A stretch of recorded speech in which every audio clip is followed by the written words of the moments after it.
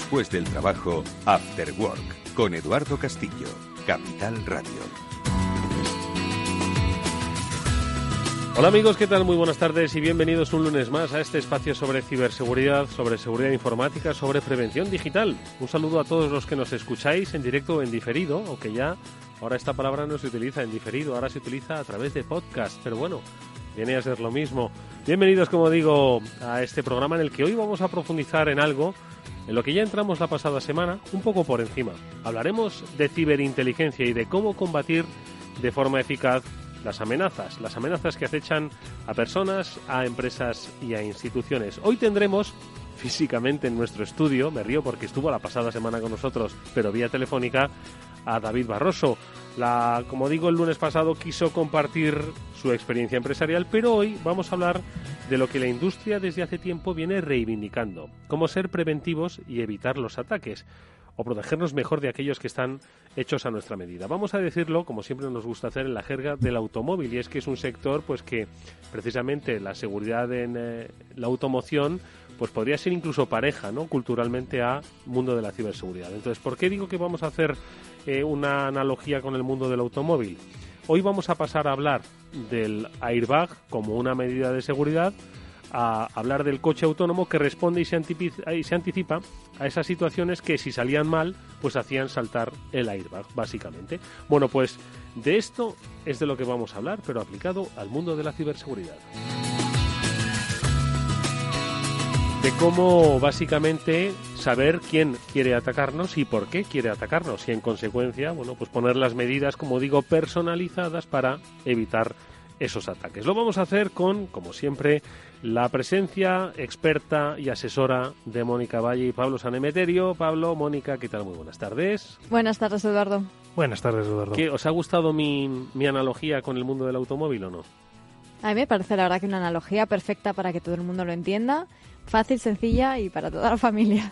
Muy correcta, y además no eres el único que la suele utilizar. Bueno, es verdad, es que yo aprendo de los mejores. Básicamente, cuando uno se choca, por desgracia no queremos que se choquen, salta el airbag y evita daños menores, pero se ha chocado, ¿no? Bueno, pues lo que queremos es que ese coche inteligente que dicen que va a estar en nuestras manos, no, que nos va a llevar a nuestra mano dentro de muy poco, pues tenga la capacidad suficiente para adelantarse a los peligros, saber dónde pueden estar los riesgos y por qué deberíamos pues evitar esas salidas, o por lo menos ubicar a nuestro coche de la mejor forma posible para repeler ese ataque, ¿no?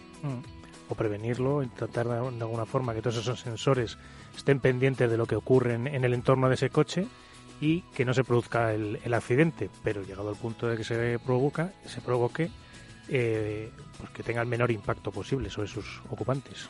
Y sobre todo que aprendamos de él, ¿verdad? Es decir, que una vez se haya producido, sepamos trazar pistas, ¿vale? Y sepamos, le dotemos de inteligencia a lo que hay detrás de la ciberseguridad. Sí. Un día tenemos que hablar de este tema, también es muy interesante, porque el otro día me contaban que en el caso de los coches inteligentes, esto no tiene nada que ver, ¿vale?, pero generan tanta información al segundo que tenemos ahora el problema de dónde y cómo almacenar esa información que van a generar todos los coches inteligentes. Bueno, dónde y cómo van a almacenar la información todas las cosas que van a transmitir transmitir Internet de las cosas, ¿no? ¿sí? Es decir, pero en el caso concreto de los coches tienen tantísimos sensores, los futuros coches inteligentes, que supone un verdadero problema.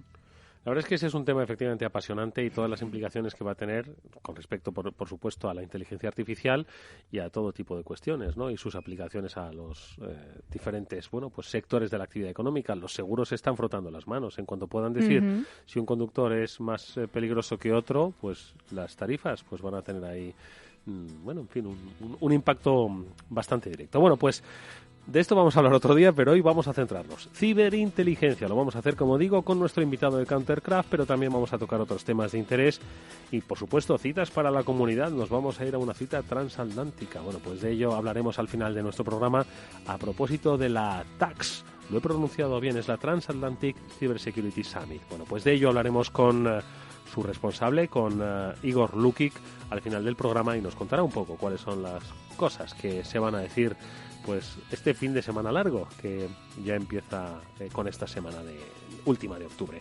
En fin, nosotros vamos a conocer un poco más en detalle el tema de hoy con la ayuda de Pablo Sanemeterio, que a través de ese comentario, esa reflexión, nos va a ayudar a situarnos a todos un poquito más.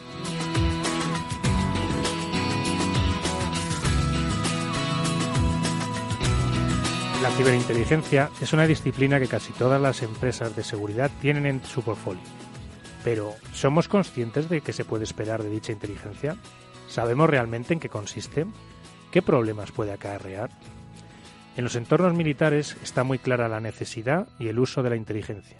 La inteligencia es un proceso por el cual se analizan, clasifican y correlan los datos e informaciones que se reciben. Como resultado de ese proceso, se obtiene la inteligencia que es utilizada para tomar decisiones sobre las operaciones a realizar. La ciberinteligencia es una disciplina analítica que recoge datos de distintas fuentes públicas o privadas para su posterior análisis sobre la actividad que sucede en el ciberespacio relacionada con una organización. Estos análisis se transmiten a la dirección para que pueda tomar decisiones a la hora de proteger la organización. En general, en el mundo de ciberseguridad se comparte mucha información sobre amenazas, con el fin de que el resto de empresas u organizaciones puedan protegerse. En muchos casos se comparten indicadores de compromiso, como son hashes de ficheros, direcciones IP o dominios maliciosos. Sin embargo, esta información suele ser fácilmente modificable por parte de los atacantes. Esto hace que muchos equipos de seguridad sufran de infoxicación o exceso de información, que en ocasiones genera más problemas que beneficios. Bueno, pues ya sabéis, de ciberinteligencia, del análisis de datos, de ser un poco más listos que los malos. Con ello y con David Barroso vamos a hablar a lo largo de todo este programa. Breve pausa y volvemos con noticias.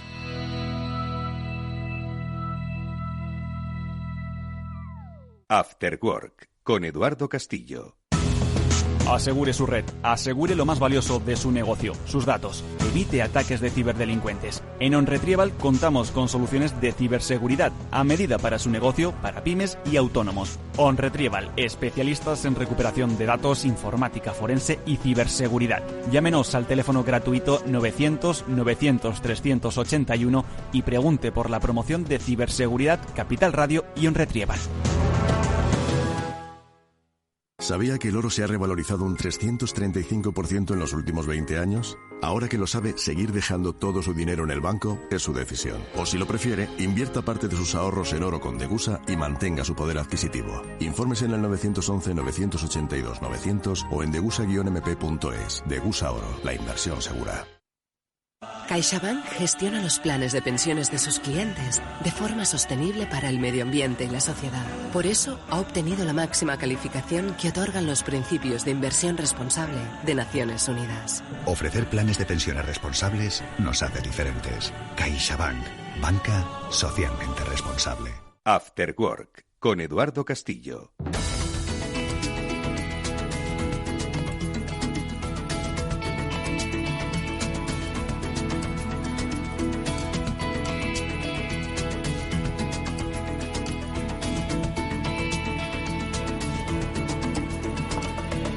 Bueno, pues vamos con la actualidad del sector, que pasa por hoy las sanciones. Multas a quienes no cumplen con la ley, que son las nuevas, o que no cumplen con las normas, con las básicas de proteger lo más valioso de sus sistemas, que son los datos privados de sus clientes y usuarios.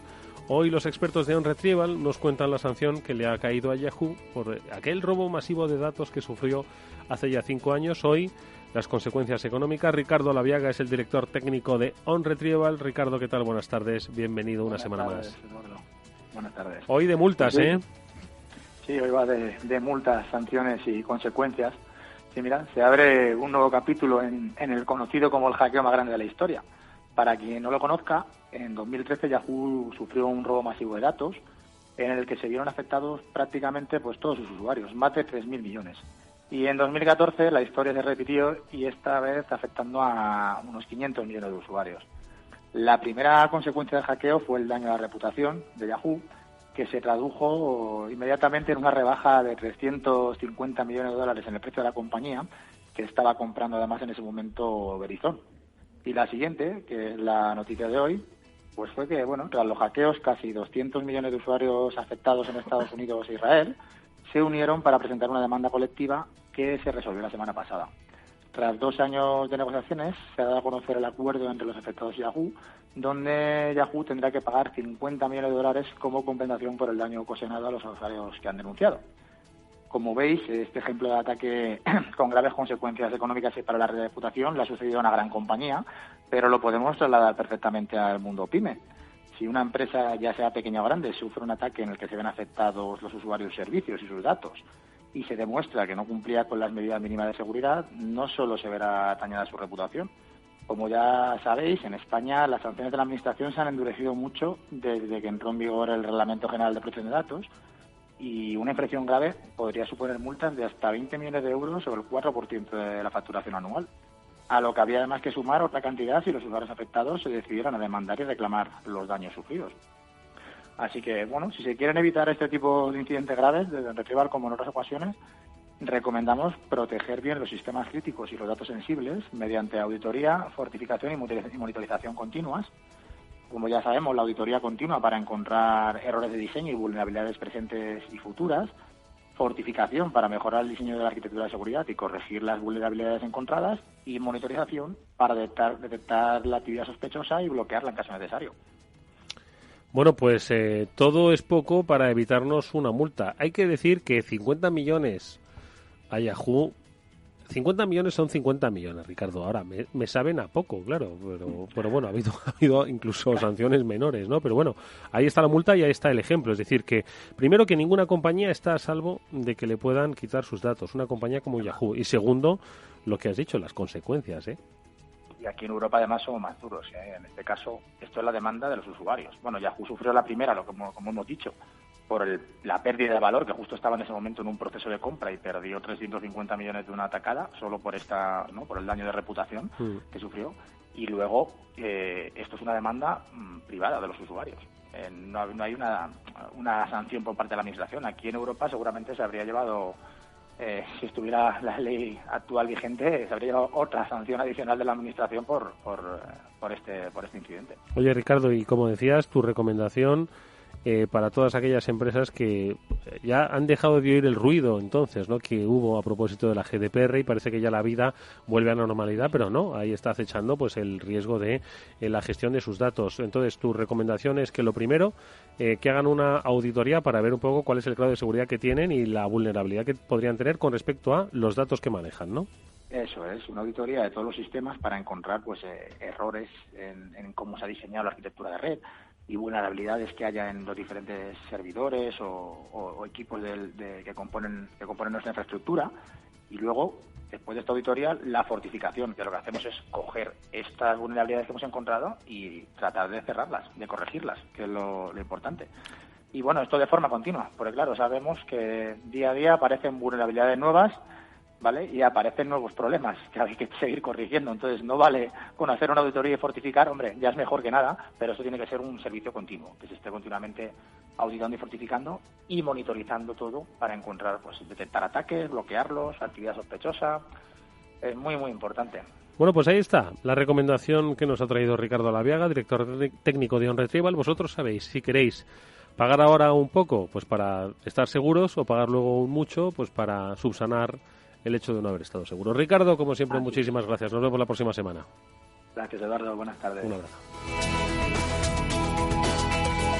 Bueno, pues por cierto, nosotros hoy parece que tenemos muchas noticias, y es que lo que nos ha contado Ricardo no es ninguna tontería ni un hecho aislado, es algo que, ojo, vamos a empezar a oír a partir de hoy con mucha más intensidad. Por ejemplo, Mónica, un grupo, una plataforma, bueno, pues parece que señala a una operadora, en este caso a Vodafone, a propósito del cumplimiento de la Ley de Protección de Datos, del Reglamento General de Protección de Datos, ¿no? Sí, pues mira, Eduardo, en este caso ha sido la Plataforma por la Seguridad y la Privacidad Digital, como cuenta ABC, que ha denunciado en este caso a Vodafone ONO ante la Agencia de Protección de Datos. Les denuncia por práctica de spam a través de SMS.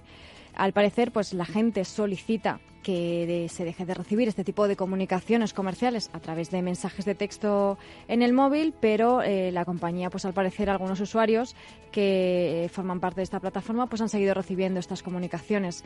Entonces, bueno, pues habría que revisar. Vodafone, al parecer, de momento no no ha dicho nada, pero habría que ver si realmente están incurriendo en esa ley de protección de datos que tantas veces hemos comentado. Bueno, pues ojo, como digo, que empiezan los titulares, aunque, Mónica, igual tienen la suerte que ha tenido Facebook, y le cae una multilla, por lo menos en el Reino Unido, Pablo. Yahoo y Facebook, las dos, cualquiera de las dos. Se confirma la multa, precisamente por el caso de Cambridge Analytica, pero lo que ya tocamos aquí en algún programa, es una multa que para una multinacional como la de Mark Zuckerberg, pues es un poco como, en fin, como una propina, ¿no? Sí, la verdad es que las multas que habían en los regímenes, las leyes anteriores a este Reglamento General de Protección de Datos, que entró en vigor el 25 de mayo de este año, la verdad es que las multas para las multinacionales, para las grandes empresas, se les quedaba un poco corta, quizás. Es cierto que como te pongan a ti o a mí en esa multa, pues nos dejan tiritando y nos dejan fuera del mercado. Pero para estas empresas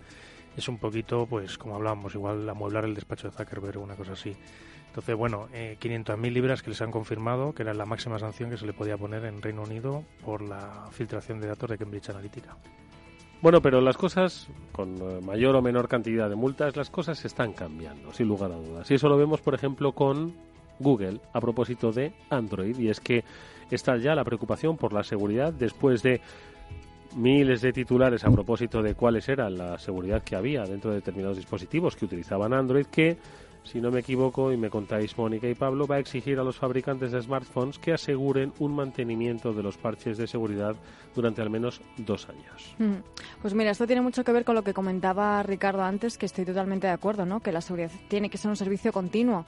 No puedes lanzar un producto, un servicio, un dispositivo en este caso y ya está, lanzarlo a los consumidores y luego no preocuparte por su seguridad continua. Entonces, claro, Google en este caso lo que ha hecho ha sido obligar de alguna forma por contrato a que esos fabricantes estén al día en cuanto a los parches de seguridad para esos dispositivos. Y cuando un usuario se compre un smartphone con sistema operativo Android, pues tiene la seguridad, en este caso, ¿no? Nunca mejor dicho, de que va a tener esos parches durante 2 años. Es un avance porque, vamos, no era raro ver terminales o dispositivos móviles de no muy alto precio que enseguida pues tenían versiones antiguas de Android y no se actualizaban. Y es más, por mucho que ibas a buscar las actualizaciones, jamás conseguías actualizarte aunque sabías que estaba ya la actualización disponible.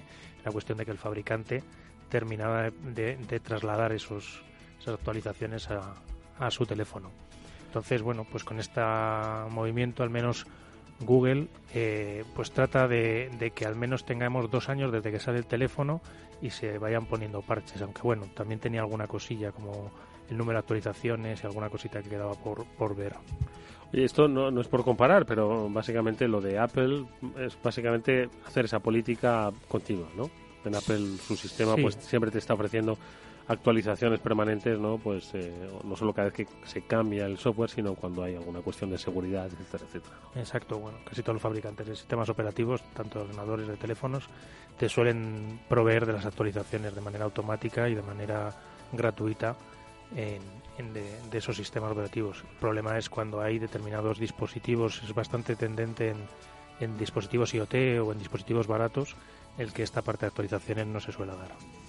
Bueno, pues esto es lo que se refiere a el smartphone y la seguridad de, bueno, pues el dispositivo ahora mayor que nos conecta con el resto del mundo. Un par de apuntes más relativos sobre todo al Linux, al sistema abierto, y es que ha habido, si no me equivoco, un problema que afecta a los distribuidores de este software, ¿no? No, ha habido una vulnerabilidad, sobre todo en dispositivos Android, en sistemas operativos Linux.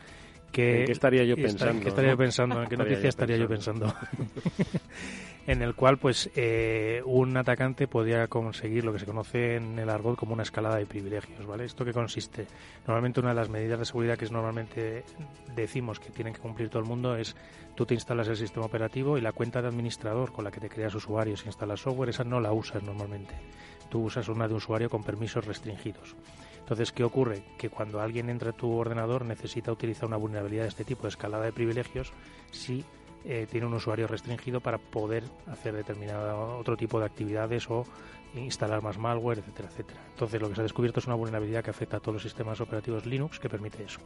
Hay que ver lo que sabe Pablo, ¿eh? Una barbaridad. Muy didáctico. Oye, pues igual le fichan en esta nueva iniciativa, Mónica, que han puesto en marcha la gente de Incibe y Huawei, que le fichen, bueno, que se lo repartan, porque es que Pablo ya es Es profesor en otros másteres, ¿eh? Bueno, Pablo es que quedaría el primero y no sería muy justo para el resto de los participantes.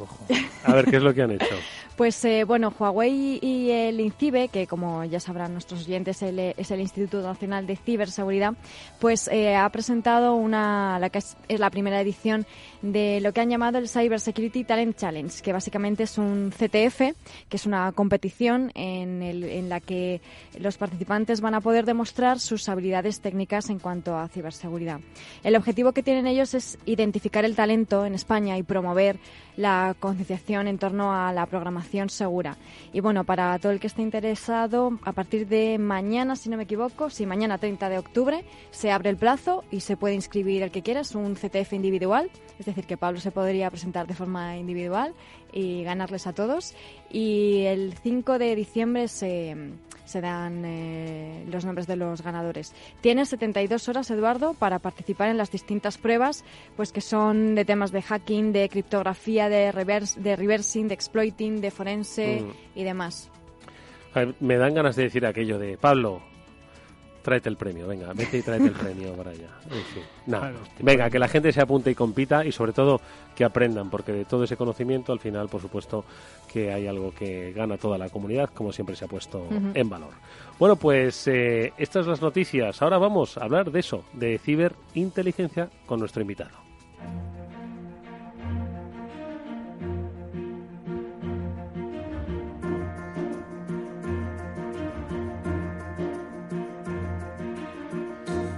David Barroso, la pasada semana le presentamos vía telefónica, hoy nos acompaña aquí en el estudio, nos va a explicar cómo, pues eso, lo que hacían antes los servicios de inteligencia, que seguro que lo hacen ahora, adscritos siempre a esos gobiernos, a los ministerios de defensa, a los ministerios de interior, ahora se hace de una manera ordenada al servicio de las instituciones para defenderse de las ciberamenazas. David, hay que recordarlo, es el inventor de una tecnología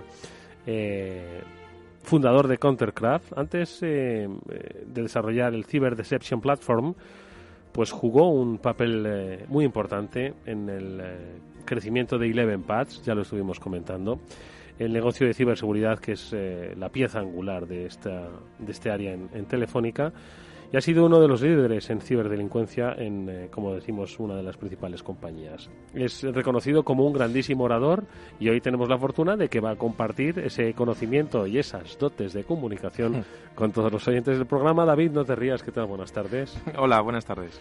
Oye, que no sé por dónde empezar a preguntarte. ¿Cómo ha evolucionado la ciberseguridad? En realidad, estuvimos aquí hablando, ¿os acordáis? Vino un coronel del Ejército del Aire hablarnos de, pues eso, la ciberdefensa, que tiene mucho de ciberseguridad, ¿no? Entonces, esto de ciberinteligencia lo achacamos más al mundo de los espías y tal, pero ahora más de la... ¿O cómo? A ver, ¿dónde lo ubicamos? Pues es muy buena pregunta, ¿no? Diría yo. Yo creo que ciberinteligencia es una palabra que está así de moda, ¿no? También no hay una clara, digamos, definición exacta, porque sí que es verdad que el mundo de la inteligencia es el mundo de los servicios de inteligencia, ¿no? Como su propio nombre lo indica.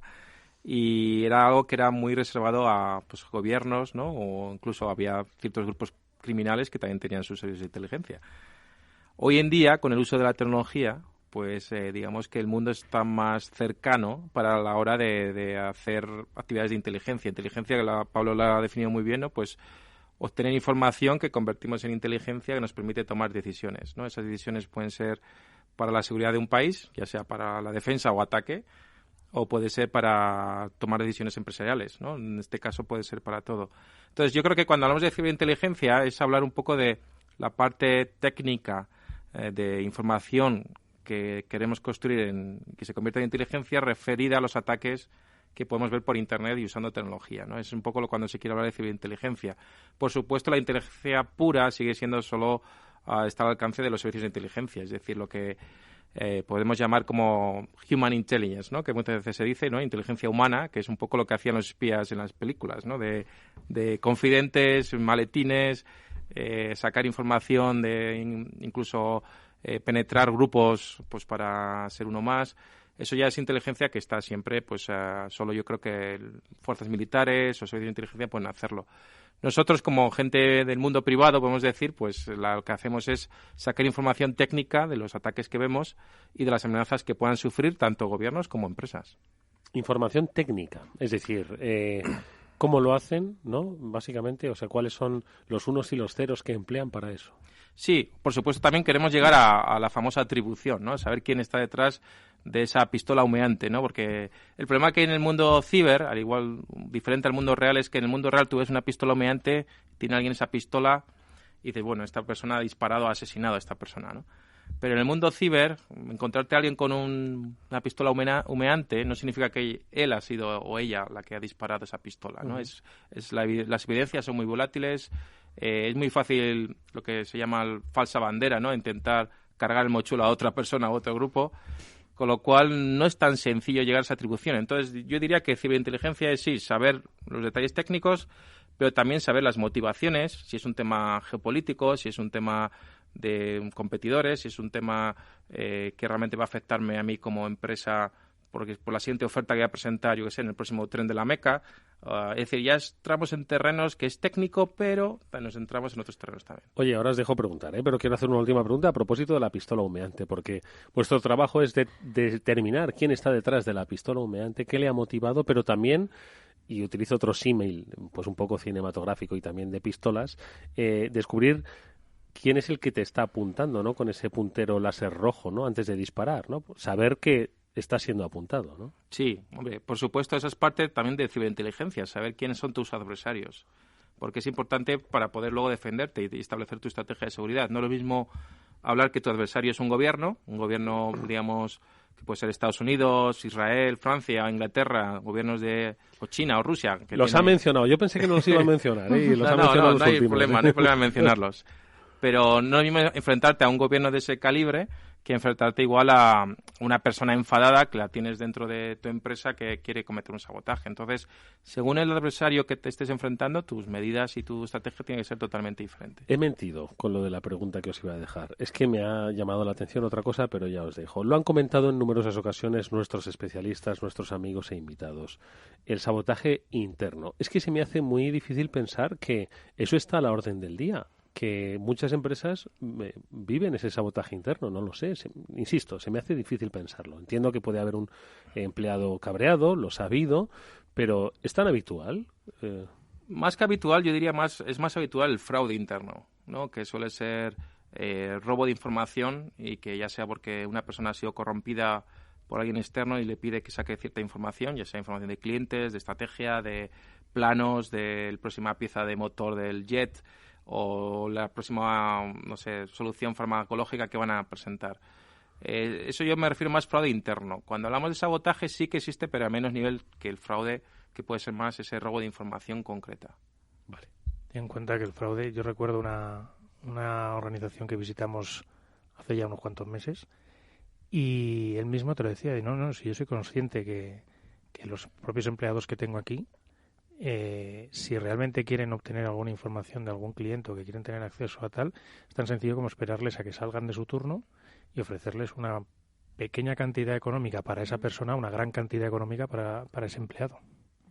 Y en este caso, David, ¿cómo descubriríais esto? Porque vuestra tecnología se basa un poco en poner trampas, ¿no?, a los cibercriminales. En el caso de pues estos insiders, a lo mejor dentro de la empresa que quieren sabotearlo de alguna forma, ¿también les ponéis migas de pan o trampas para que caigan? Y ¿sabéis si una información que se ha filtrado a lo mejor ha sido suya, no? Sí, por supuesto, porque al final el objetivo es saber quién ha sido, cómo ha sido, por qué ha sido y entonces sí que utilizamos la misma tecnología, intentar ponerle esas migas de pan, trampas en todos los sitios que sabemos que van a poder acceder para que podamos tirar del hilo y saber un poco más de quién está detrás, ¿no? Porque a nuestros clientes les interesa saber quién es el que está detrás, ¿no? Si es un competidor, es un empleado, es alguien externo, es alguien que imaginamos que igual un gobierno que ha conseguido comprometer a una administración de sistemas su ordenador y a través de él ha saltado internamente y ha robado datos. Bueno, pues nos interesa saber que el puerta de entrada ha sido el administrador de sistemas, ¿no? Y aunque luego hay alguien detrás y queremos saber más, ¿no? Pero sí que, por supuesto, tanto sea externamente o internamente,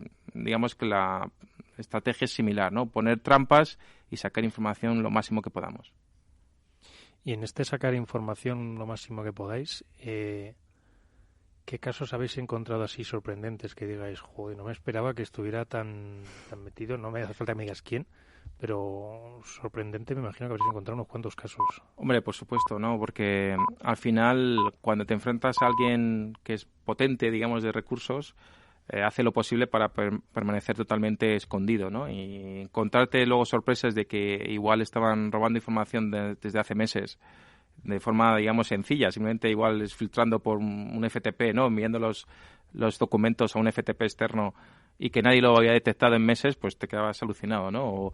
O que algún empleado o gente subcontratada también hemos encontrado pues que estaba robando información, pues es algo que a veces incluso el propio cliente se queda totalmente flipando, ¿no? Podemos decir, pues si lo tenía aquí al lado y no pensaba que estaba ocurriendo eso. A mí hay otra parte también de las presentaciones, David, que me gusta mucho, y que es que siempre tendemos a pensar que nuestro adversario tiene grandes medios, grandes presupuestos, grandes personas detrás y tecnología, pero también tienen plazos, tienen entregas, se pueden frustrar. Cuéntanos un poco eso. Sí, porque al final es cierto que suena muy bonito lo de atacar a las empresas y robarlo desde tu habitación comiendo Doritos y Red Bull, ¿no? Pero la realidad es que está todo profesionalizado. Entonces, esas personas tienen, lo que has dicho muy bien, plazos, tienen jefes, les mete presión. Eso les hace cometer errores, que es un poco lo que nosotros queremos aprovechar, los errores humanos, ¿no? Porque al final, tú imagínate que estás 8 horas diarias o 10 horas diarias, 12 horas diarias atacando empresas, pues al final te vuelves un poco vago, quizás reutilizas infraestructura, que es muchas veces lo que comento, ¿no? Que son fallos de seguridad operacional, ¿no? Que serían fallos que no se deberían hacer porque tus operaciones tienen que ser compartimentalizadas totalmente para que no podamos correlar, ¿no? Un incidente con otro. Pero claro, por prisas que te dicen, no, mañana tienes que comprometer esta empresa y robar todos los datos, mañana a última hora. Y entonces meten presión que hacen que cometan esos fallos. Entonces, a esas personas, por supuesto, hay de todo, ¿no? Es lo que hablábamos, por ejemplo, cuando hablábamos de vulnerabilidades de día cero, ¿no? Cuando la gente que tiene esas vulnerabilidades no las va a utilizar para meter un ransomware a una persona normal, ¿no? Es como quemar esa oportunidad, ¿no? Entonces, lo van a utilizar solo igual para el presidente Trump o para el presidente Sánchez o cualquier otra persona que es muy importante, ¿no? Entonces, todo eso hay que tenerlo en cuenta. Es decir, no hay que idealizar la idea de los adversarios. Hay que pensar que son muchas veces personas humanas que tienen sus plazos, sus jefes y que al final, bueno, pues están buscándose la vida de esa manera, que ellos creen que hacen correcto, y tenemos que aprovechar sus fallos también, ¿no? Que es un poco la idea detrás de lo que intentamos hacer. Y una pregunta me ha surgido a la parte esta de reutilización de infraestructuras. ¿Tú crees que la parte de DevOps, esta que está tan de moda en toda la parte de IT, les ayuda o les perjudica a estos adversarios? Es decir, el utilizar partes que pueda reutilizar en otras infraestructuras para que se desplieguen automáticamente, ¿les ayuda a compartimentalizar o no? A ver, antes de responder, sí, estoy viendo a Eduardo con la ceja ya alzada. Explícale a la audiencia, Pablo. Vale.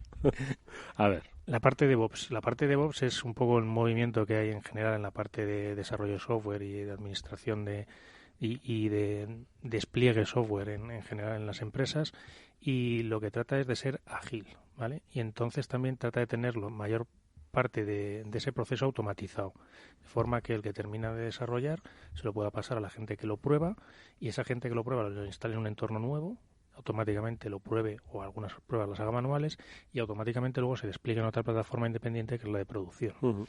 Entonces, en esta parte, digamos, de automatismos de despliegue, que siempre son más o menos iguales, uh-huh, la pregunta va si este tipo de cosas les ayuda o les perjudica a los adversarios. Yo diría que ambas cosas, es decir, les ayuda porque imaginamos que tenemos una nueva operación, imaginemos que queremos robar información de una empresa X, pues puedo a golpe de un clic casi no desplegar mi infraestructura que necesito en Internet, de servidores, dominios, no sé, cuentas que necesite en LinkedIn, en Twitter, bots de Twitter. Simplemente dando un botón, ¿no? Pues puedo generar un montón de lo que necesito. Pero también les fastidia en el sentido de lo que hablábamos antes de que al final es su marca. Entonces, lo que buscamos siempre es lo que se denominan TTPs, ¿no? TTPs significa técnicas, tácticas y procedimientos, que es básicamente el modus operandi, ¿no? ¿Qué herramientas utilizamos o cómo lo hacemos? Entonces, si conseguimos marcar ese TTP, pues eso ha ocurrido. Yo, por ejemplo, he visto muchas charlas del FBI o de gente que ha hecho seguimiento de criminales. Decían, mira, descubrimos que siempre que montaban un panel de control este grupo de actores, utilizaba un certificado en donde ponía que el país era, no sé, Namibia. Entonces, ¿qué hicieron? Escanear todo Internet para buscar certificados que pusieran Namibia y pudieron encontrar otras operaciones de esos mismos grupos, por ese fallo tonto, ¿no?, de reutilizar el país del certificado SSL, ¿no? Entonces, por eso DevOps ayuda mucho a desplegar, imaginemos, un montón de cosas rápidas. En cuestión de minutos tenemos toda la operación montada, y también en cuestión de minutos o segundos tirarla abajo, ¿no?, que eso también es importante, tener esa capacidad de tirarlo. Pero también, si no tienen cuidado y meten aleatoriedad y meten random por todos los lados, pues puede que sea su forma de pillarles, ¿no? Por lo cual hay que tener un poco cuidado. Oye, ¿cuándo os contratan las empresas a vosotros? ¿Cuando se han dado cuenta de que tienen una fuga de información? ¿Cuando están a punto de patentar el invento del siglo? ¿Cuándo? Pues hay un poco de todo. Hay gente que... Depende, yo diría, del grado de madurez de la seguridad de las empresas, ¿no? Hay gente que lo ve como que es el siguiente paso en su estrategia de seguridad y nos contratan pues inmediatamente porque ven que es lo que tienen que apostar e invertir. Hay otros que nos contratan después de que han tenido un incidente grave, puesto que quieren ver si el atacante sigue por dentro, entonces nosotros desplegamos nuestras campañas internamente.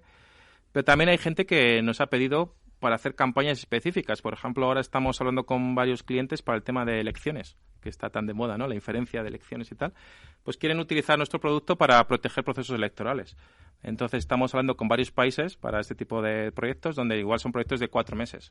Proyectos de 4 meses, de inicio de proceso electoral hasta que acaba el día de las elecciones, o cosas parecidas con empresas que dicen, mira, yo tengo un contrato muy importante de 1.500 millones que me tengo que presentar en 4 meses, quiero usarlos durante estos 4 meses porque sospecho que más de uno quiere saber qué oferta voy a presentar, ¿no? Entonces, también estamos recibiendo ese tipo de peticiones temporales, ¿no? Oye, ya que has mencionado el tema de elecciones, lo digo por hacer un pequeño aparte, ¿no?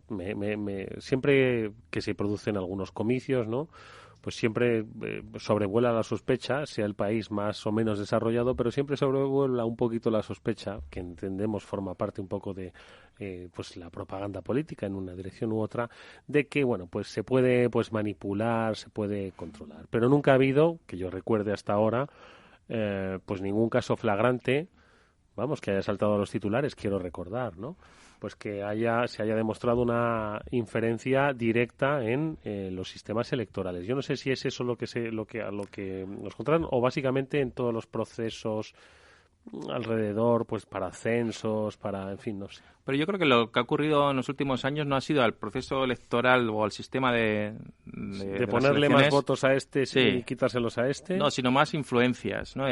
Cambridge Analytica, no lo habéis mencionado, era influenciar el voto. El ataque contra el Partido Demócrata de Estados Unidos, y que publicar luego con cuentagotas correos de los demócratas, pues estaba hecho con mucha inteligencia, ¿no?, para influenciar el voto, ¿no?, y en este caso provocar que Hillary Clinton pues apareciera como la mala, ¿no?, de la película. Entonces, yo creo que son más operaciones de inteligencia, volviendo al tema de inteligencia, son operaciones muy programadas, no es nada amateur, digamos, donde simplemente se roba cierto tipo de información y se va publicando cuando se desea para influenciar, ¿no? En este caso, pues tener esa información que pueda resultar potente para influenciar el voto. No son ataques a los sistemas, digamos, de voto. De hecho, gracias a Dios, yo creo que todavía no tenemos muchos voto electrónico, porque yo creo que todavía no es suficientemente seguro, ¿no? No me fiaría mucho de ello. Pero sí que es más el tema de influenciar con opiniones, ¿no?, con datos robados que publicamos en un momento adecuado y hace que Twitter arda ese día, ¿no? O que no sé, pues cualquier cosa que podamos mover al voto de la gente. Y eso, lo de Cambridge Analytica ha sido, yo creo, un poco el mazazo al proceso electoral, ¿no?, porque se ha visto qué fácil era, entre comillas, influenciar a millones de votantes. En el caso de las elecciones francesas, por ejemplo, el equipo de Macron también recibió muchos ataques para intentar influenciar, intentó utilizar técnicas parecidas a las que hacemos para contrarrestar los efectos. Y vemos que cada vez más es más común, porque estamos en la era de las fake news, pero también en la era de robar información y sacarla en el momento oportuno. Yo creo que son dos conceptos diferentes. Una cosa es robar información y publicarla en el momento más adecuado, y otra cosa es construir noticias falsas para que la gente vaya cambiando un poco su opinión. Que lo que hemos estado viendo, por ejemplo, de Villarejo estos últimos días, a propósito de la ministra de Justicia, ¿no?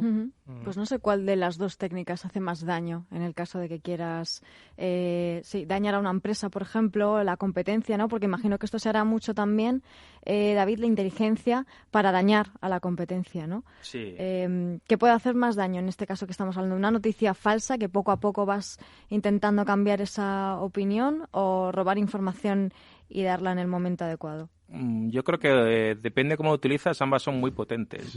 Depende del estado de caldeamiento de la sociedad en también, cuestión, ¿no? También, pues entonces también. vamos fatal. Sí, porque hay muchos casos, por ejemplo, hace ya como 1 año, 2 años, hubo un tuit, alguien consiguió robar la cuenta de Twitter de la Casa Blanca, ¿no? Y publicó que había habido un atentado en la Casa Blanca, y eso hubo una bajada bursátil, ¿no? Del Nasdaq brutal.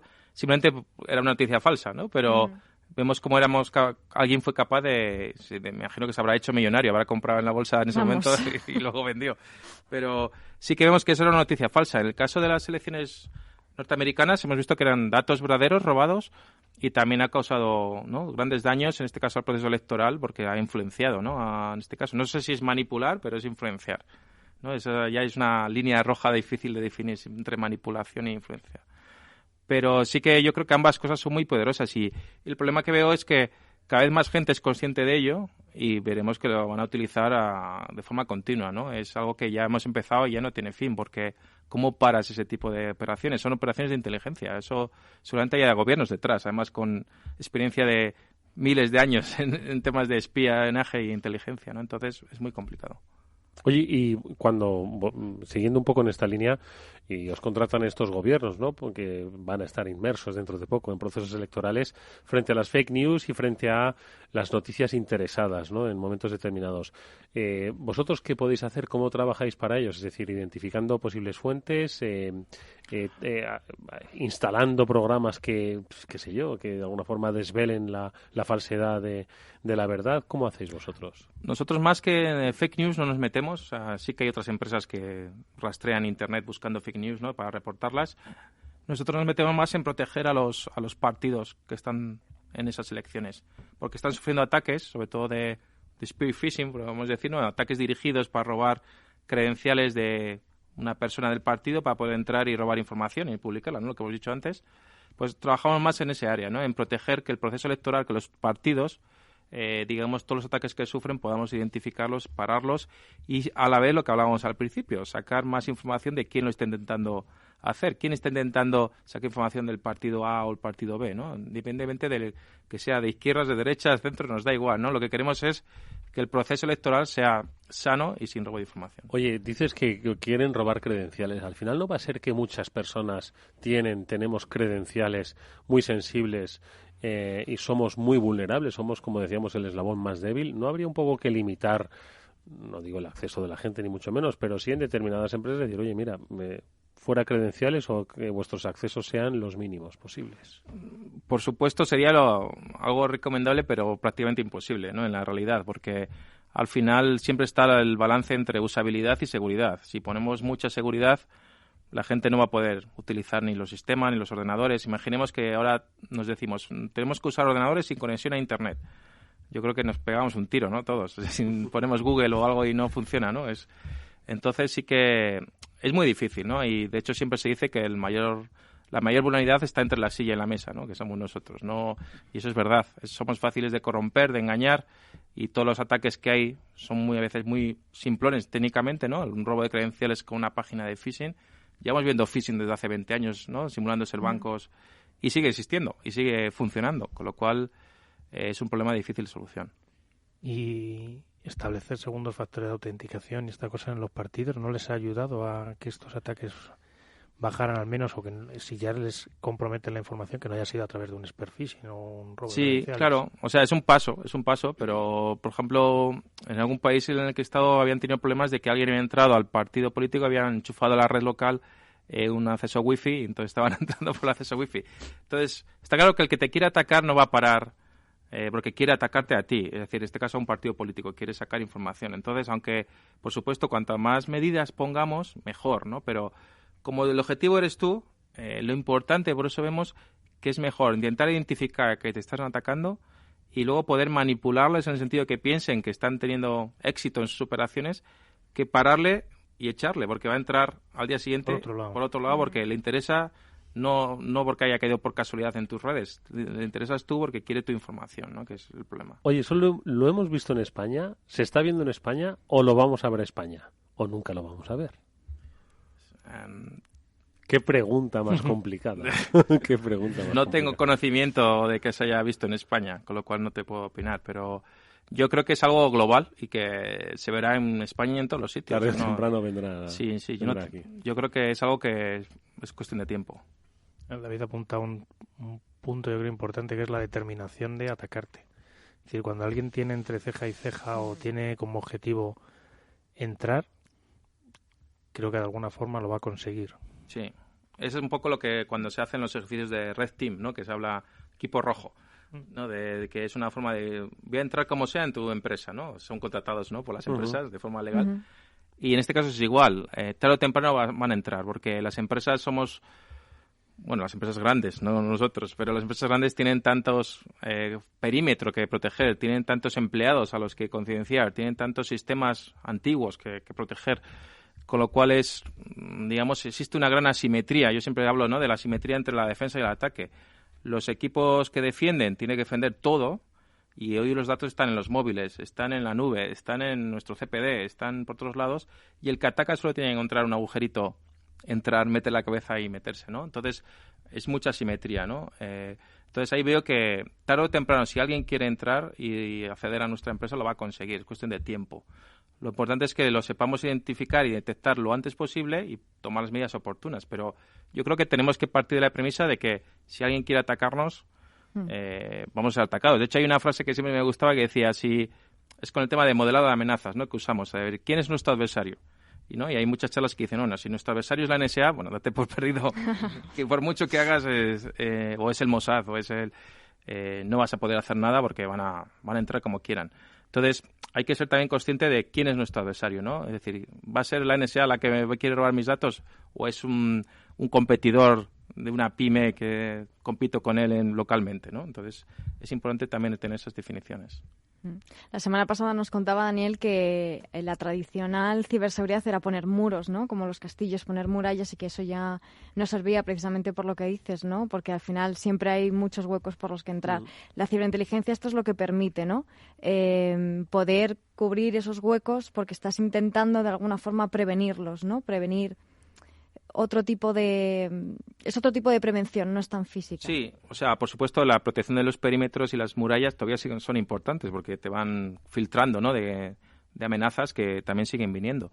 Pero es verdad que cuando hablamos de ciberinteligencia es como un paso más allá de intentar controlar desde más arriba lo que ocurre, ¿no? Y también, con lo que hablaba antes del modelado de amenazas, igual dices, bueno, pues tengo este riesgo aquí, pero igual me cuesta más protegerlo que me ocurra algo, ¿no? También tienes que tomar esas decisiones, ¿no?, de aceptar el riesgo muchas veces, ¿no? E incluso también se habla mucho del apetito de riesgo que tengamos. Igual queremos dejar cosas sin proteger porque sé que aunque me lo roben no es problemático y quiero centrar mis esfuerzos en proteger otra parte de la organización que considero más importante. Entonces yo creo que sí es cierto que ha cambiado un poco la estrategia, los muros siguen siendo importantes, pero también hay que tener una visión más estratégica y el tema de ciberinteligencia puede ayudar mucho a tomar esas decisiones. Pero también hay que tener cuidado, no todo lo que se dice que es ciberinteligencia es ciberinteligencia. Entonces hay que también saber qué cosas son útiles y qué cosas son inútiles. Iba a seguir por ahí precisamente. La pregunta que te quería hacer es, ¿qué parte son inteligencia, qué parte no es ciberinteligencia? ¿Qué parte de esos feeds de mucha información o ese momento en el que llega la infoxicación de muchos hashes que no te sirven de nada porque ya están desfasados es ciberinteligencia y qué no? Pues yo creo que hoy en día sufrimos un poco un síndrome de ciberdiógenes, que me atrevo a inventármelo. Me encanta. Diógenes digital. Ya tenemos titular. Que básicamente sí, capturamos y guardamos millones de hashes, de IOCs, de dominios, de IPs, que realmente no sirven para mucho porque son volátiles. Igual ese dominio ya no existe, nunca más se va a ver en la historia del Internet, esas IPs ya no se utilizan, esos hashes tampoco se van a ver más. Y al final no tiene mucho sentido. Yo eso no lo llamo ciberinteligencia, yo eso lo llamo datos que te están dando y que en algún momento pueden ser, si son frescos y aplicables a tu industria o a tu empresa, bueno, son útiles. Cuando yo hablo de ciberinteligencia es que alguien me dice igual, me da un informe de que, mira, este grupo de tal país está intentando cometer un fraude contra tu organización y el modus operandi va a ser entrar por tus servidores expuestos en Internet, luego van a intentar corromper a un empleado y van a robarte los datos. Entonces, eso sí que es lo que es ciberinteligencia. Pero claro, conseguir eso es muy difícil también, ¿no? No es fácil conseguir dominios y hashes, lo difícil es conseguir eso. Claro, y lo que te iba a comentar también, la segunda pregunta es, ¿cómo es el proceso? ¿Cómo debe abordar una organización el proceso de ciberinteligencia? Es decir, una organización que a día de hoy, por ejemplo, no esté trabajando con ciberinteligencia y se plantee trabajar con ciberinteligencia, ¿qué pasos debe dar y qué problemas se va a encontrar? Bueno, pues es un proceso largo y difícil. De hecho, yo diría que habría que empezar por fases. No podemos ir de 0 a 100 en un segundo, ¿no? Es un proceso que requiere recursos también de gente experta. Esa empresa tipo, que ahora te voy a dejar seguir describiendo, ¿tiene ya un CISO o no lo tiene todavía? Sí, yo creo que un CISO hoy en día es como algo básico que tienes que tener, ¿no? Yo creo que luego donde esté reportando el CISO ya es otra discusión, ¿no? Si reporta al CIO, al CEO, o es el CIO reporta al CISO, bueno, hay mil discusiones y variantes, pero yo creo que sí, alguien tiene que tener control de la seguridad y la estrategia de la seguridad. Entonces, estamos hablando ya de una madurez en cultura de seguridad alta. Eso es. Sí, claro, tiene que ser una empresa y que tenga, generalmente, por ejemplo, nosotros cuando buscamos posibles clientes, nos hacemos 3 preguntas, porque buscamos clientes de madurez alta. Le preguntamos, ¿tiene un SOC? Es decir, ¿tiene un equipo 24/7 suyo o externo? Da igual, ¿no? Pero tiene 24/7 monitorización de lo que ocurre. Tiene un SIEM, que es un gestor de eventos, ¿no? Es decir, monitoriza todos sus dispositivos en su organización. Y si utiliza Threat Intelligence o si utiliza ciberinteligencia, ¿no? Podemos decir, tiene proveedores que le están dando información de lo que está ocurriendo en el mundo y lo que le afecta. Entonces, si dice que sí a esas 3 respuestas, nosotros consideramos que ya tiene una madurez fuerte para embarcarse en estas, digamos, viajes de la ciberinteligencia. Entonces, ahí sí que son empresas maduras, claro. No todo el mundo puede responder que sí a esas 3, ¿no? Ya tener un SOC ya filtra mucho, ¿no? A muchas empresas. No sé cuántas empresas pensáis que tienen un SOC, por ejemplo, en España. Hombre, me imagino que propio 24/7 no van a ser muchas, yo creo, ¿no? Si decimos 100, yo creo que ya me estoy igual pasando. Sí, un SOC externalizado sí serán bastantes más. Pero sí. Claro, ya estás limitando bastante porque realmente estos son grandes empresas, grandes organizaciones que, como decías, tienen ya la ciberseguridad totalmente embebida en la empresa. Eso es. Pero luego el proceso de madurez, yo diría, de la ciberinteligencia es un proceso complejo donde digamos que empezamos con muchas ganas, lo que yo he visto, ¿no? Todo el mundo quiere empezar a utilizar ciberinteligencia, luego te das cuenta que no es tan sencillo y te empiezas a emparanoiar de que de repente ves actores y atacantes por todos lados y que te están... Tu compañero de mesa, ¿no? Sí, ya no te fías de nadie, es paranoia total. Y luego estás inundado, lo hablábamos del ciberdiógenos, ¿no? Empezamos a recoger feeds de todos los lados, ya sean gratuitos, ya sean de pago, de proveedores. No sabemos muy bien qué hacer con él, empezamos a compartir, pero tampoco sabemos muy bien qué hacer. Y yo creo que luego ya lo difícil es empezar a utilizar estratégicamente esos datos, tener el apoyo, siempre se dice, ¿no? de las altas esferas, de que esos datos son importantes para tomar decisiones y que incluso en los propios consejos de administración esos datos a veces se presenten, ¿no? Para tomar decisiones, por ejemplo, de la oferta del siguiente tren a la Meca, por poner un ejemplo, del Canal de Panamá, pues con la información que tenemos del equipo de ciberinteligencia podemos tomar ciertas decisiones, ¿no? De qué hacer o no hacer. O sea, que ya tiene que estar incluso a nivel de consejo de administración, diría yo. Y la parte de ciberinteligencia, yo a veces hago una diferenciación que no sé si es muy correcta, pero suelo hablar de ciberinteligencia global, digamos, de esta ciberinteligencia que se comparte entre empresas, amenazas, proveedores, o ciberinteligencia local que, digamos, que generas tú con tus propios eventos. ¿Cuál de las dos debes utilizar más? ¿Cuál debes utilizar primero o debe ser un mix de ambas? Yo creo que en la unión está la fuerza, ¿no? Ambas son muy, muy potentes. La parte externa si estás recibiendo, digamos, buena información o fuentes de inteligencia potentes, pues por supuesto imaginemos que recibimos, no sé, del propio gobierno, de los servicios de inteligencia, información, yo qué sé, de que un competidor nos está robando información de las ofertas. Bueno, pues hay que tenerla en cuenta, ¿no? Y luego la interna, por supuesto, porque son datos que realmente son referentes a nuestra empresa, con lo cual es información que vale oro, ¿no? No son datos que han encontrado de un actor ruso que ataca, bueno, ruso por decir ruso, pues chino, americano, francés, me da igual, que ataca a ciertas empresas y puede que nunca no lo veamos nosotros, ¿no? Entonces yo creo que combinando ambas, pero es muy importante saber la fuente que nos está dando ese dato de inteligencia, qué fiabilidad tiene, que es lo importante, ¿no? ¿Cómo nos fiamos de esa información? Es información que la tengo que considerar como sí o sí, es información que, bueno, es interesante saber, pero no tengo que reaccionar sobre ella. Entonces ahí es todo su mundo y eso sí que es cierto que los militares, servicios de inteligencia, llevan años y años trabajando, ¿no? Cientos, miles de años con este tema y son verdaderos expertos. Por eso ahí siempre está bien lo de mezclar equipos, ¿no? De equipos que vengan de los puros servicios de inteligencia y por eso tantos analistas de la NSA o de la CIA trabajan luego en empresas, ¿no? de seguridad estadounidenses, ¿no?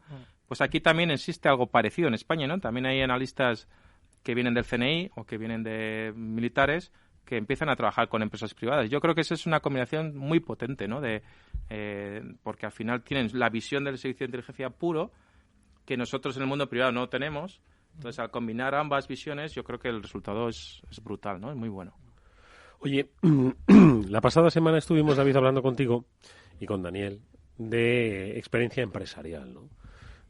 Comentábamos al principio del programa, no sé si lo recordarán nuestros oyentes, de que los proyectos de emprendimiento lo que hacen es ver oportunidades, ¿no? Pues para ponerse en marcha. ¿Qué te hizo ver a ti la oportunidad? Hasta entonces habías estado trabajando desde hacía ya bastantes años en el mundo de la ciberseguridad, pero ¿qué ibas viendo que se iba acumulando y que al final te impulsó a tomar esa decisión de, oye, tenemos una oportunidad en este sitio de la ciberinteligencia? ¿Qué es lo que no había y que vosotros, pues supisteis dar respuesta? Pues yo creo que principalmente era el hecho de que teníamos que cambiar el chip y pensar en que tenemos que, tener la premisa de que los incidentes van a ocurrir sí o sí, ¿no? Ese es el cambio de chip, ¿no? Antes generalmente las empresas pensábamos, esto a mí no me va a ocurrir, esto le ocurre a alguien que no tiene seguridad, pero yo creo que ese cambio de chip le vimos como una parte importante, de decir, me va a ocurrir algo sí o sí, lo que tengo que estar es preparado y ser más activo, ¿no? con nuestros atacantes. Ese fue el momento que vimos que había una oportunidad, ¿no? Porque hablábamos antes de las murallas, ¿no? El poner murallas es de forma pasiva, ¿no? Ponemos capas y esperamos que algo ocurra. Con nuestra aproximación que decíamos, eso está bien, pero como en algún momento van a pasar esas murallas, ¿vale? Vamos a ser más activos y vamos a poner todas estas trampas para que cuando alguien pueda acceder, la traigamos y le podamos obtener información de quién puede ser, ¿no? Entonces, vimos esa oportunidad de negocio, ¿no? De que veíamos que el mercado quería ser más activo en su estrategia de seguridad. Entonces, por tanto, ¿podemos hablar de industria tradicional ya en este sector y de nueva industria? Os la pregunto a los tres, para que no tenga solo David que responder a la cuestión. Yo creo que hay algunas partes de la seguridad que ya se están comoditizando, si se puede usar la palabra. Es decir, ya se están convirtiendo en commodities y quizás son las tecnologías más antiguas o las primeras tecnologías que empezamos a utilizar. Bueno, también de alguna forma hablamos de ataques tradicionales, ¿vale? Entre comillas. El phishing que comentabas antes, realmente, ¿desde hace cuántos años que se está realizando, ¿no? Se podría considerar tradicional, pero no por eso es menos efectivo ahora que hace unos años. Es cierto. O sea, yo creo que sí que los ataques muchos son iguales que hace 20 años, ¿no? Robo de credenciales, infección de equipos, ¿no? En los 80 teníamos virus en MS2 y seguimos con ellos, ¿no? Es decir, las técnicas son iguales, ha cambiado un poco la evolución de la tecnología. Ahora en vez de nuestro ordenador es en la nube, ahora es en el móvil, pero los ataques son muy similares, ¿no? Y al final la ingeniería social sigue existiendo, sigue funcionando. Engañar a los seres humanos es muy fácil. Con lo cual, lo que sí que puede haber cambiado un poco es solo en la industria de seguridad, ¿no? Los productos, ¿no? De hecho, ahora está la guerra entre los antivirus, ¿no? Que llaman de primera o antiguos, y ahora los EDR, ¿no? Que son como los antivirus nueva generación, podemos llamar, donde hay pelea, ¿no? De qué cosas son antiguas y qué cosas son nuevas, pero realmente yo creo que el mundo de la seguridad tampoco ha evolucionado tanto. También, por ejemplo, de anomalías, ¿no? Ahora está también el tema de inteligencia artificial, detección de anomalías, aprendizaje, pero ya había productos de seguridad hace 15 años que hacían parecido. No tuvieron nada de éxito. Ahora igual es el momento de que tengan éxito, ¿no? Pero sí que diría yo que es bastante cíclico todo. No sé, por lo menos me parece. Oye, otra pregunta que no sé si es complicada, ¿vale? O igual que no tiene mucho sentido, pero ¿se puede hacer ciberinteligencia ofensiva legal? Es decir, yo contratar a una empresa de ciberinteligencia que me dé información sobre la competencia, siempre utilizando, por supuesto, herramientas legales y aprovechando la cantidad de información que hay libre y fluyendo, y, oye, ponerla al servicio de mi negocio, siempre y cuando no viole ningún tipo de leyes, ni de, por supuesto, privacidad, ni accesos.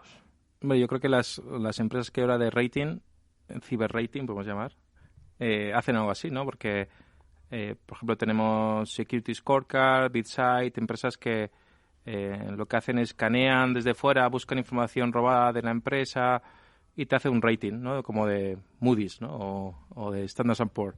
Es decir, información que han robado otros, pero que han puesto ahí, ¿no? Eso es. Entonces te da un rating de cómo es tu seguridad según lo que encuentran ¿no? Imaginemos que encuentran datos privados de la empresa, que hay servicios o servidores vulnerables en Internet. Entonces, con todo eso te hacen un rating.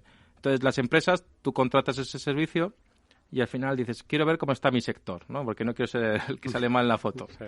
Entonces, ahí estás haciendo un poco de eso, ¿no? Están... no sé si llamarlo ciberinteligencia, pero realmente es información útil que te permite situarte en tu sector de cómo estás mejor o peor con tus competidores, ¿no? Ya seas un banco, una farma, ya seas una empresa de retail, da igual, ¿no? Al final, yo creo que iría por los tiros. No sé si vosotros coincidís o teníais en mente otra cosa. Bueno, luego hay una técnica que se usa viene del ámbito militar, que es el OSINT, ¿no? Que es la búsqueda de información en fuentes abiertas, que básicamente es obtener información de forma legal, como bien decías, de todas las fuentes que ahora mismo, pues obviamente, las redes sociales, la página web, pero todo lo que puedas encontrar en Internet son fuentes abiertas, ¿no? Y eso se utiliza también en el ámbito privado, pues para analizar a la competencia lo máximo posible. O sea que ahí entramos en algún problema, no sé si legal o ético, ¿no? De que cuando tú coges datos que han sido robados en Internet... Bueno, claro. ¿qué puedes utilizarlos? Pasaba por allí, estaban ahí, oiga, ¿no? Eso como la puerta abierta de la casa, ¿no? Sí, de hecho, por ejemplo, nosotros estamos en un proyecto europeo con muchas universidades y decíamos de utilizar datos que se hayan publicado de sobre todo foros de temas de bitcoins. En Tor se habían publicado varios leaks de toda la base de datos del foro, se había publicado. Y bueno, queríamos utilizar esos datos pues para analizar, ¿no? Transferencias de bitcoins, etcétera. Y las universidades dijeron que no podían porque su comité de ética les prohibía utilizarlo porque eran datos que accedían sin autorización, aunque estuvieran accesibles públicamente. Entonces, claro, ahí por eso digo que entramos en un terreno mitad legal, mitad ético. Es verdad que los datos están ahí, te los puedes bajar, los puedes analizar, pero claro, son datos que han sido robados. ¿Hasta qué punto podemos utilizarlos? No eran españolas las universidades, ¿no? Estaba pensando, sí, o igual sí, ¿eh? No eran españolas, pero bueno, seguro que si fueran españolas... Sí, también lo habrían dicho, claro que sí. Y lo que pasa es que, a no ser que seas Google, la parte de fuentes abiertas, yo creo que la información que te pueda dar para según qué casos tampoco igual no es muy sustancial. Estoy de acuerdo con David que la parte de scoring... ver a los futuros empleados si se han ido de copas pues y lo han colgado en la red o para social, ingeniería social, que también lo comentaba antes de David, luego. Puede ser una parte inicial, quizás, de decir, voy a identificar a quién luego me tengo que llevar de copas. Eso puede ser. Sí. No, de hecho, hay otro ejemplo. Bueno, el año pasado alguien, ¿no? que se llamaba los Shadow Brokers, publicaron supuestamente herramientas de la NSA, ¿no? que habían robado la NSA. Por supuesto, todos los que trabajamos en seguridad nos la bajamos y analizar qué tenía, ¿no? Qué arsenal tiene, ¿no? Pero claro, era información robada, supuestamente también, aunque por supuesto la NSA no dijo que eran suyas, ¿no? Porque no puede atribuirse. No puede atribuirse. Entonces no se sabe de quién eran, pero pertenecían seguramente a algún servicio de inteligencia, no sabemos a quién. Entonces, claro, ahí dices, en el mundo de la seguridad, claro, tú tienes que conocer las herramientas que van a atacar a tus clientes o no, tienes que ayudarles a protegerles. Entonces, puedes utilizar esos datos que han sido publicados para tu favor, digamos. Yo creo que es una cuestión legal, ética, de que, bueno, es complicado responder. ¿Y cuál es el tiempo de respuesta de la ciberinteligencia? Cuando una empresa os contrata, David, la respuesta, entiendo, en un tiempo en el que la toma de decisiones debe ser inmediata, pues para adelantarte tu competencia, responder a los cambios constantes de los consumidores, etcétera, etcétera. ¿Cuál es el tiempo de respuesta? Es decir, porque vosotros, pues espérate, que voy a analizar los datos, ahora cojo estos y pasa una semana y luego te presenta... No, ¿cómo funciona? Hombre, no son procesos ágiles, tampoco creas, porque al final las empresas grandes, digamos que no son rápidas a la hora de moverse, ¿no? Entonces sí que intentamos que sea lo más ágil posible, pero al final es algo que lleva su tiempo. Entonces intentamos hacer algo rápido, como casos de uso sencillos que puedan ser rápidamente implementados, pero luego es un proceso largo, ¿no? Sin poder acometer todas las campañas que queremos realizar. Entonces depende mucho del cliente, pero sí que no es algo ágil, diría yo. Bueno, depende también porque yo creo que Eduardo hablaba de la parte de incidentes y respuesta ante incidente y la parte de inteligencia. Yo creo que si la parte de inteligencia no está puesta previa al incidente, no puedes pedirles que te respondan rápido de qué ha sido, cómo te ha ocurrido. O sea, hay una serie de cosas que si no has puesto previas al incidente y has practicado en un incidente de seguridad, no te van a resolver. El día que tienes el incidente no lo vas a conseguir resolver. Oye, las empresas al final hemos dicho que seguridad 100% no existe.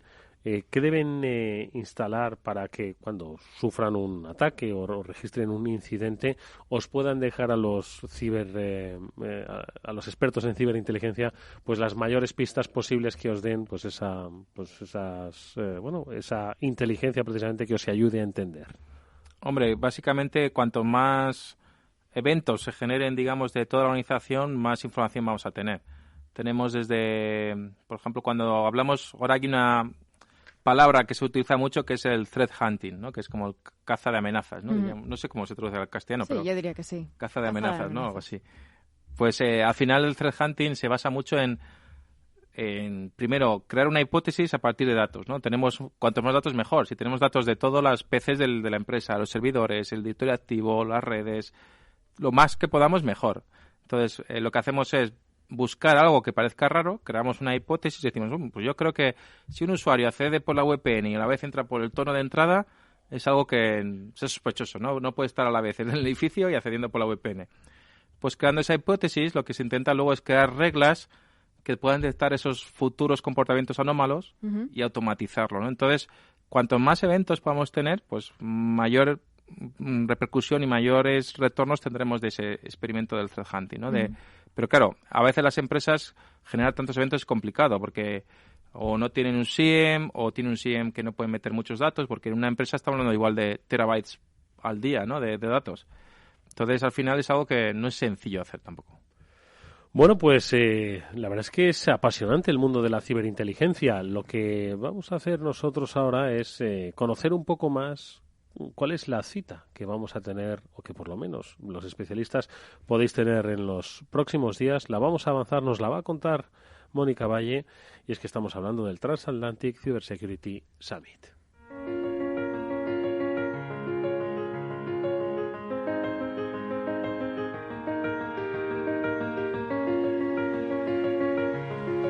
Pensábamos hablar con Igor Lukic, pero debe estar ahí preparando todo porque pasado mañana, Mónica, día 31, en Las Palmas de Gran Canaria se desarrolla el Transatlantic Cybersecurity Summit y que otra vez, por fortuna, tiene la suerte de contar contigo como gran maestra de ceremonias, ¿no? No, yo tengo la suerte y el privilegio de poder estar allí, porque al final...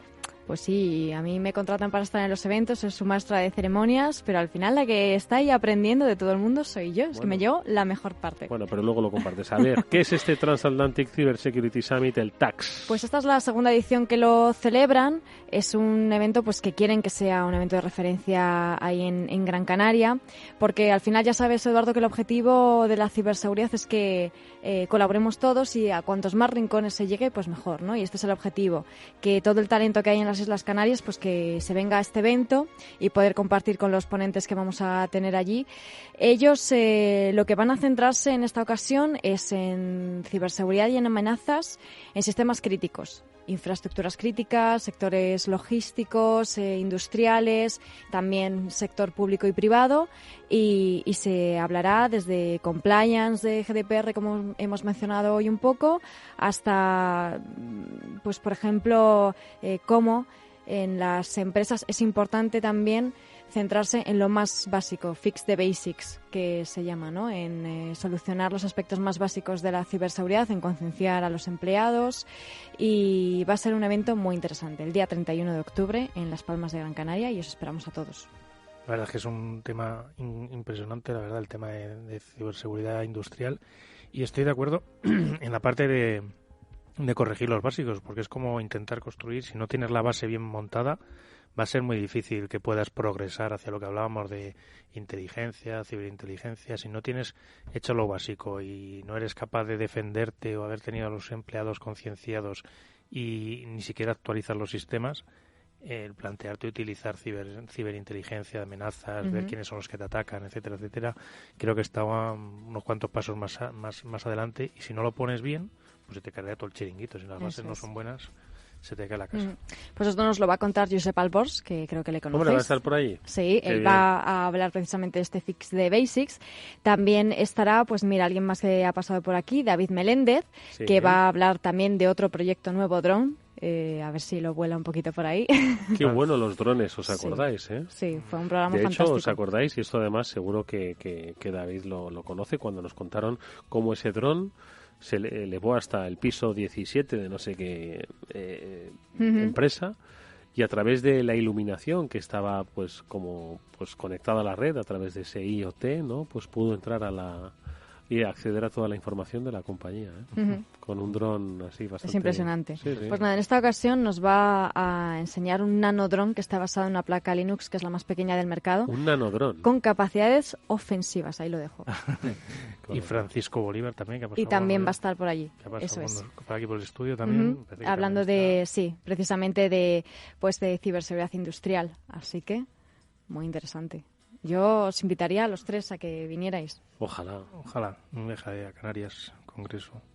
Además coincide con Halloween y va a ser un evento de miedo. ¿Ah, sí? Sí. Bueno, ya miedo me da a ver si me hacen disfrazarme o algo. Bueno, nunca se sabe. Nos contarás, por supuesto, la vuelta, ¿vale? Desde luego. Oye, nosotros nos vamos a despedir agradeciéndole, por supuesto, a nuestro invitado, a David Barroso, que haya compartido su tiempo y conocimiento con todos nosotros, con todos los oyentes de este programa del After Work.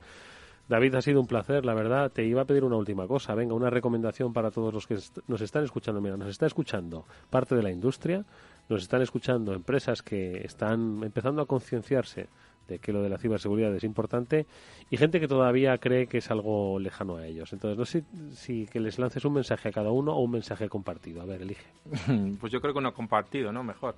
Yo creo que diría que no se crean todo lo que se ve, y que al final... la seguridad, yo creo que trabajándola y teniendo los socios adecuados, ¿no? Tanto empresas como, por supuesto, gente que trabaje contigo, pues es fácil luchar contra todos los malos que hay por ahí fuera.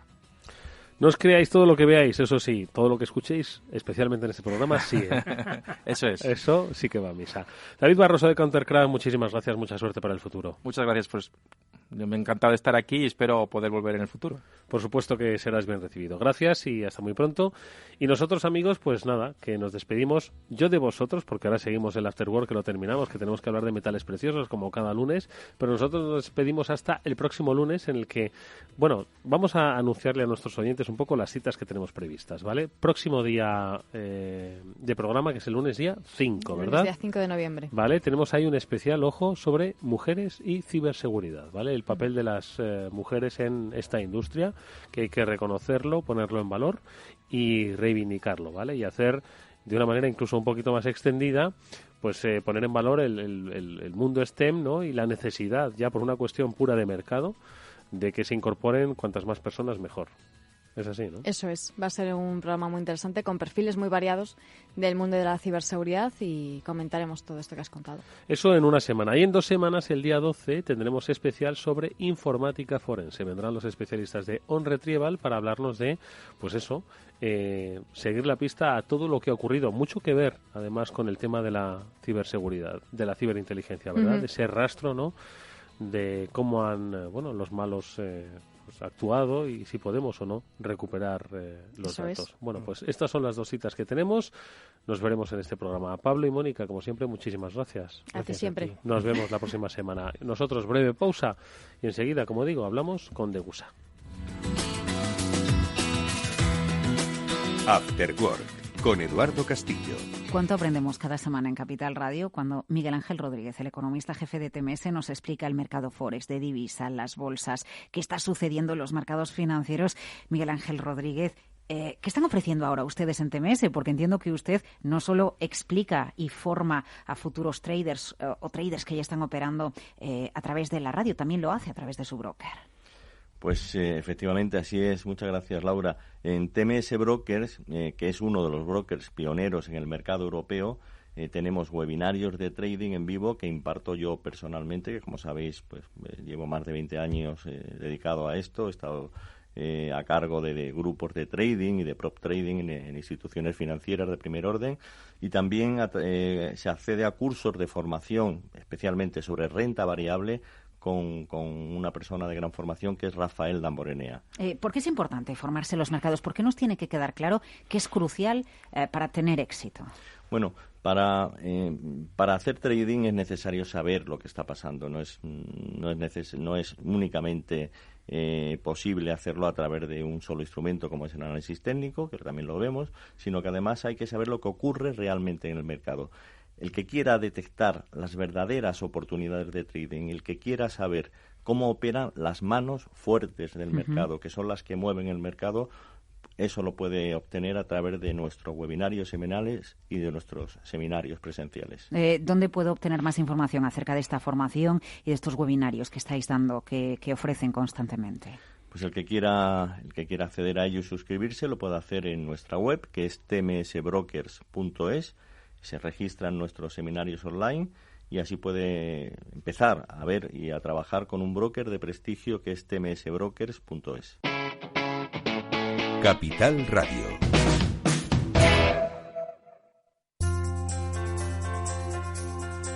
Finanbest. Nuestros clientes dicen tener la garantía de que tienen los mejores productos, que es otra de las cosas que consiguen los inversores de banca privada. Muchas veces a eso no accedes a través de entidades financieras tradicionales si no tienes unos volúmenes de inversión muy grandes, ¿no? Invierte en los fondos líderes del mundo como Vanguard, BlackRock, Pictet y con las comisiones más bajas del mercado. Invierte como si tuvieras millones desde tan solo 3.000 euros. Finanbest.com. Fácil, transparente y rentable. After Work con Eduardo Castillo.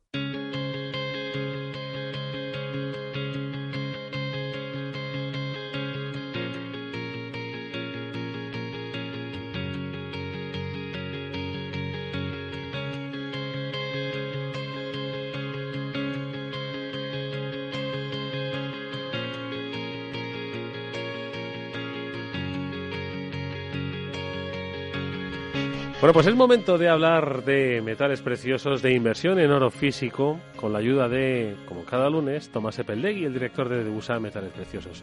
Y lo hacemos, por supuesto, pues elevándonos un poco. Y es que si estábamos hablando de la ciberinteligencia hace un instante, aquello que pues muchos pensamos que va pues un poco por las alturas, ¿no? Porque, bueno, pues hoy sí que nos vamos a ir un poquito más arriba, nos vamos a ir hasta el espacio, porque sí, hemos hablado de que el oro está presente en los móviles, que puede estar presente incluso en las prótesis, que puede estar presente incluso en la comida. Pero ahora que esté en el espacio sideral. A ver, Tomás, buenas tardes. Hola, buenas tardes. Así que nos vamos al espacio ahora para hablar de oro. Bueno, yo te diría que sí, que nos iríamos al espacio, pero también esto nos puede un poco, y tenerlo presente, hacer rebobinar un poco a nuestra infancia, porque todo viene, esta historia viene en los años 70. ¿Te suena la sonda Voyager? Sí. Que se fue de misión al espacio con la misión de estudiar Júpiter y Saturno. Y la verdad es que, bueno, pues después de hacer esas labores para las que se fabricó y se lanzó al espacio, pues se le ha dejado continuar, que es lo que se pretendía, y todavía, pues eso, 41 años aproximadamente después, pues sigue todavía navegando. Y lo curioso, el motivo por el cual te he traído esta noticia es porque, bueno, dentro de esa Voyager le pusieron, o una cosa que incorporaron para que fuera con la nave, fue un disco de oro, un disco realmente recubierto de oro. El interior es de cobre, pero la parte exterior es de oro. Y lo que pretendieron hacer con este disco, bueno, pues era llevar al espacio pues sonidos terrestres, saludos en 55 idiomas, fotos, bueno, incluso música de la época. Por eso te decía que aquí hay un poco que rebobinarnos a nuestra infancia, ¿no? Y bueno, pues al final podemos decir que lo que lanzaron no fue una botella al océano, sino una botella o un disco al espacio, para que, bueno, pues si eso se encontraba con alguna forma de vida extraterrestre, que supiese la de cosas de la que disfrutábamos en aquella época, efectivamente. Oye, pero ¿y por qué se decidió hacerlo en oro? Bueno, pues el motivo de hacerlo en oro fue porque claramente apostaron tenían que hacer algo que les diera una gran durabilidad, a la vez que, bueno, pues pudiera resistir a las radiaciones espaciales y a los campos magnéticos. Volvemos nuevamente a las cualidades únicas que tiene el oro. Son cualidades únicas que al final, obviamente, acaban afectando al propio concepto de inversión en oro físico, ¿no? Más allá, por eso lo contamos todos los lunes, es decir, nosotros tratamos de ir un poco más allá de la inversión financiera en oro, que está muy bien y es absolutamente respetable, pero que de alguna forma pues nos aleja un poco del concepto real del oro, que es el que básicamente está en la base de aquella inversión financiera. Efectivamente, bueno, es un poco lo que me habrás oído alguna vez comentar. El oro prácticamente ha formado parte del hombre desde sus orígenes y ha ido a lo largo de la historia pues evolucionando, a la vez que ha ido evolucionando el hombre, adaptándose a las evoluciones que ha ido realizando el hombre, ¿no? Entonces, bueno, pues efectivamente el oro tiene una característica, y es que, bueno, pues es un metal escaso. Y es un metal, bueno, pues con unas enormes y estupendas cualidades, además de, bueno, pues haber sido un vehículo para preservar valor a lo largo de los siglos de la historia. Oye, entiendo, Tomás, que de la misma forma que vosotros en Degusa Metales Preciosos vendéis oro físico, y lo vendéis en este caso pues a inversores que, bueno, pueden ser particulares, puede ser tú, puede ser yo, puede ser Néstor. Hay empresas que entiendo que venden oro también pues para todas estas industrias, ¿no?, que necesitan tener componentes físicos de oro en los materiales que fabrican, ¿no? Entonces entiendo que bueno, pues es un mercado, como decimos, el mercado del oro físico, que es muy grande y que es el que determina también un poco los volúmenes de oferta, los volúmenes de demanda, ¿no? Sí, bueno, sobre todo ten presente que al final lo que mueve normalmente los mercados viene a ser la demanda en gran medida, y bueno, pues una de las características del oro es la gran amplitud de demanda que tiene, ¿no?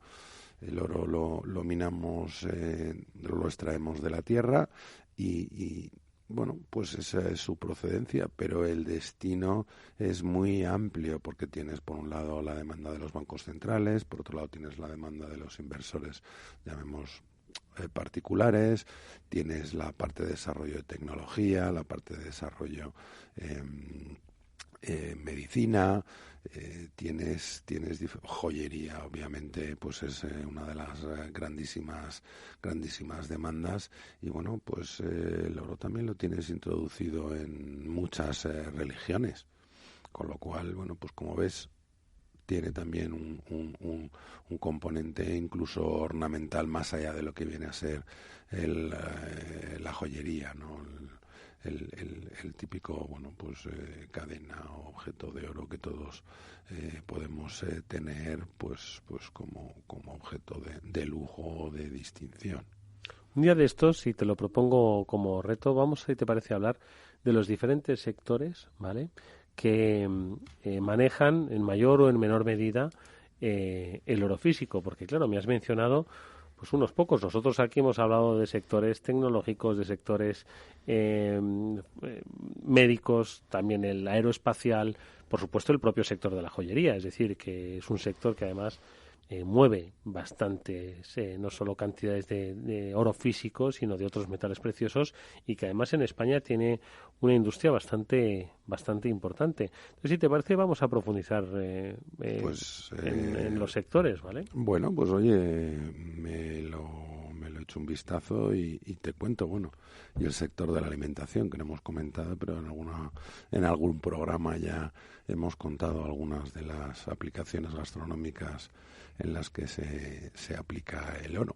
Con lo cual, bueno, pues sí, me parece fenomenal, me parece un buen planteamiento, entra dentro de las diferentes aplicaciones, utilizaciones que tiene el oro, y bueno, pues dentro de ese planteamiento de enseñar algo o intentar enseñar algo todos los días, para la semana que viene lo planteamos. Oye, porque en España somos consumidores de oro con respecto a otros países europeos.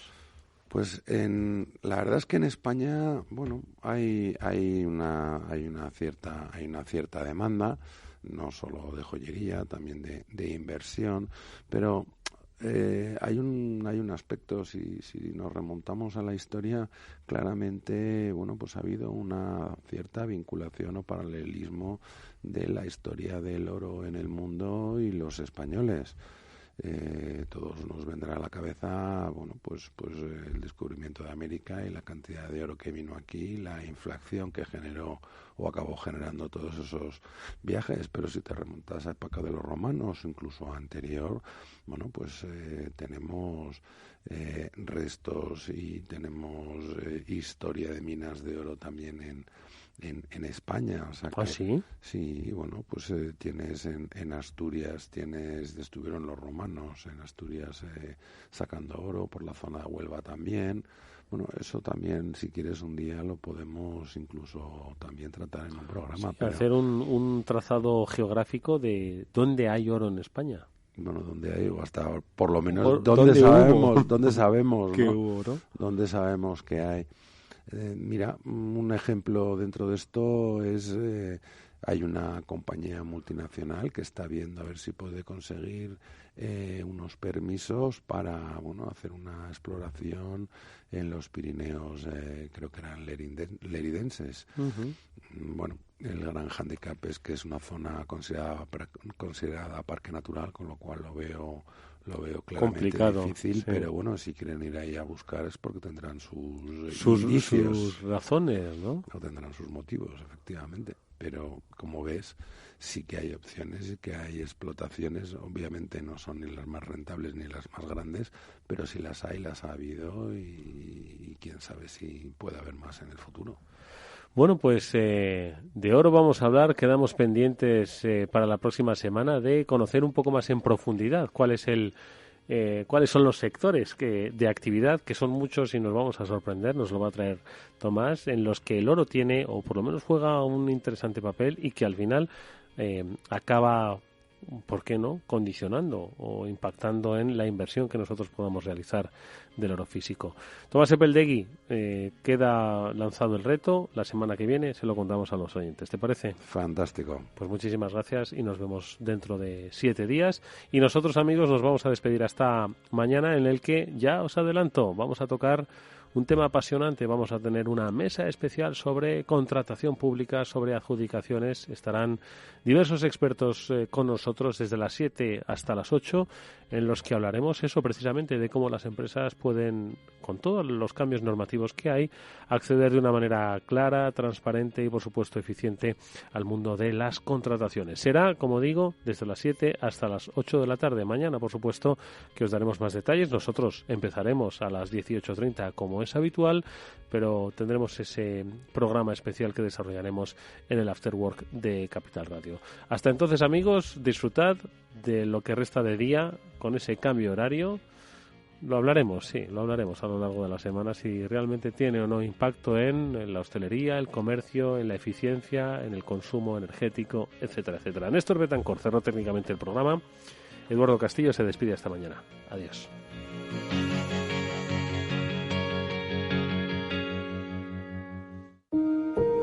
Los mercados ofrecen oportunidades de trading en cualquier momento.